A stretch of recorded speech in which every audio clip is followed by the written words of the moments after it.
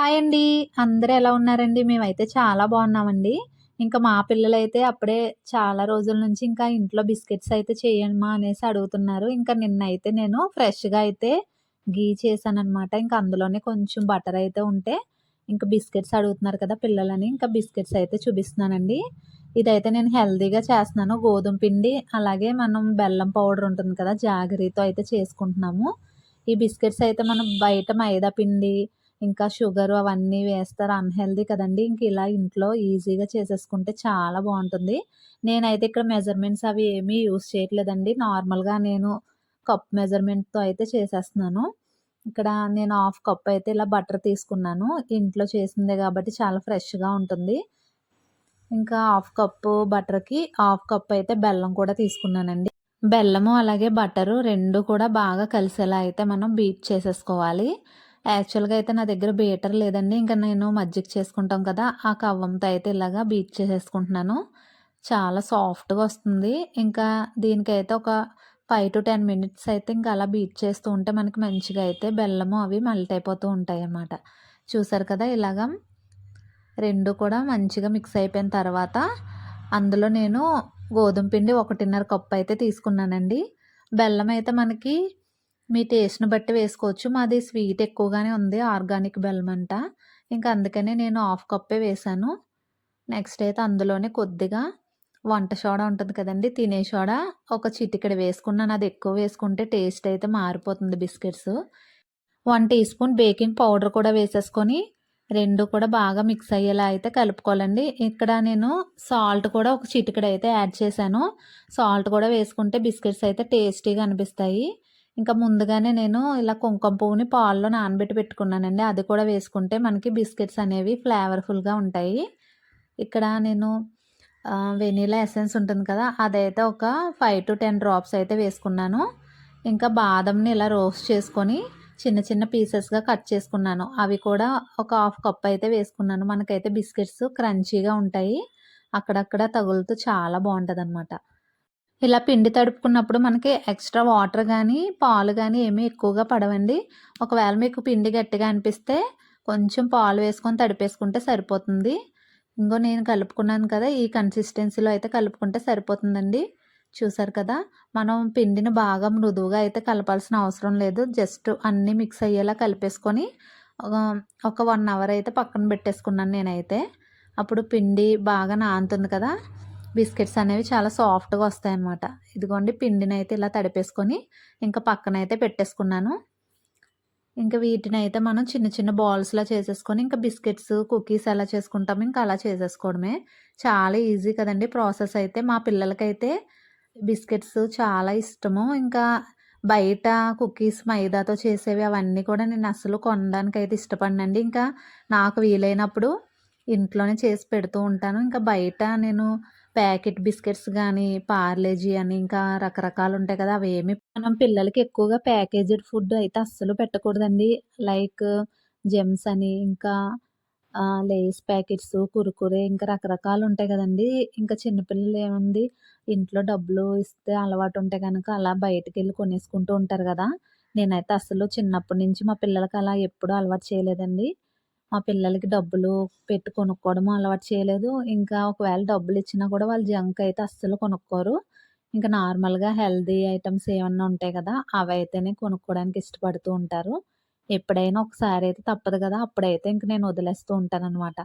ఇంకా ఇలాగ ఇంట్లోనే నాకు వీలైనంత వరకు నేను ఇంట్లోనే చేయడానికైతే ట్రై చేస్తూ ఉంటాను మాక్సిమము. మీరు కూడా అంతేనా? మీ పిల్లలకి అలాగే పెడుతూ ఉంటారా అనేది కామెంట్ అయితే చేయండి. ఇక నేను బిస్కెట్స్ అన్నీ కూడా ఇలాగా చిన్న చిన్న బాల్స్‌లా చేసుకొని ఇంకా మధ్యలో ఇలాగా కొద్దిగా ఒత్తేసుకుంటే మనకి బిస్కెట్స్ అయితే రెడీ అయిపోతాయి. మధ్యలో అయితే కొంచెం కలర్‌ఫుల్‌గా ఉంటదని ఇంకా బాదం కూడా పెట్టుకున్నానండి. చాలా బాగున్నాయి కదా! మనం బాదం పలుకులు వేసుకున్నాం కదా! అందుకని మనకి చుట్టూరా ఇలాగా క్రాక్స్ అనేవి వచ్చాయండి. అవి అయితే మనకి బేక్ అయ్యేటప్పుడు మనకు ప్రాబ్లమ్ ఏమి ఉండదు. చాలా వస్తాయి.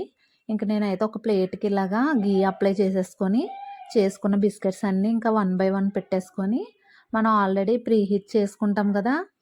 నేనైతే ఇక్కడ గ్యాస్ మీదే చేస్తున్నాను. ఇంకా గ్యాస్ మీద ఒక దలసరి పాన్ పెట్టేసుకొని అందులో మనం స్టాండ్ ఉంటుంది కదా! ఏమన్నా పెట్టుకునేవి అది పెట్టి ఇంకా ఈ ప్లేట్ అయితే అందులో ప్లేస్ చేసేసుకుంటే బిస్కెట్ మనం 45 మినిట్స్‌తో బిస్కెట్స్ అయితే అయిపోతాయండి. చాలా టేస్టీగా ఉంటాయి.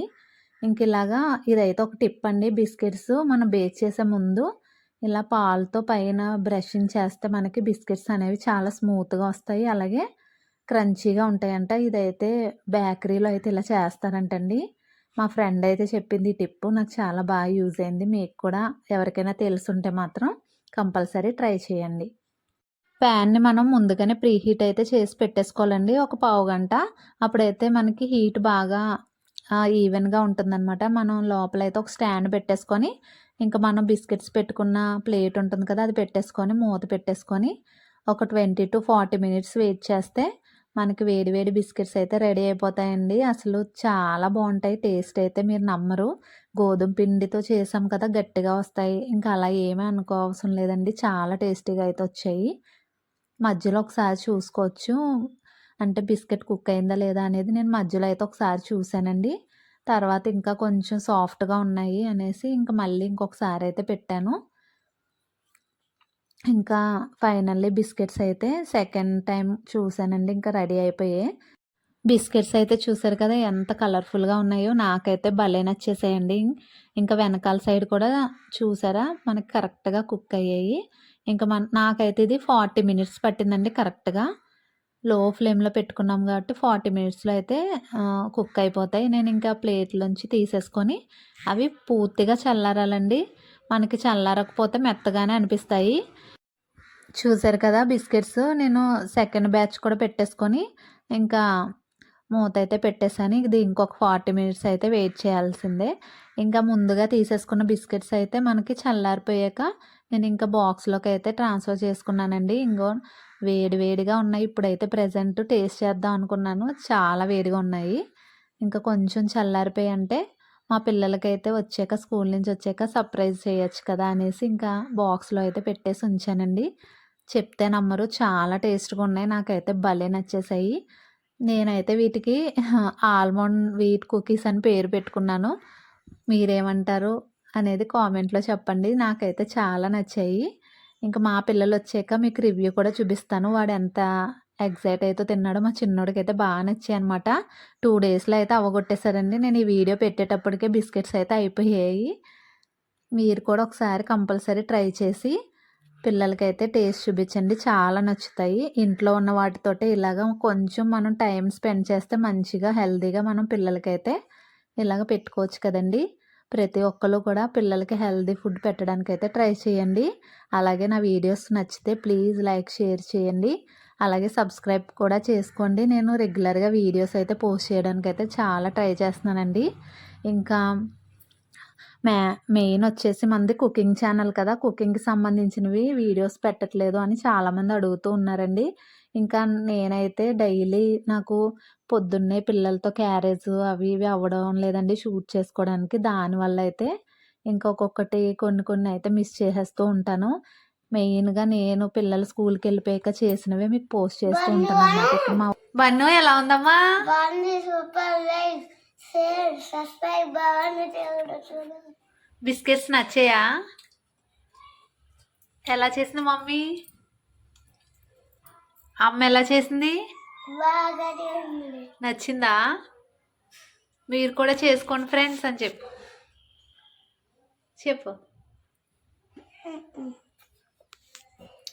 బాయ్ చెప్పు.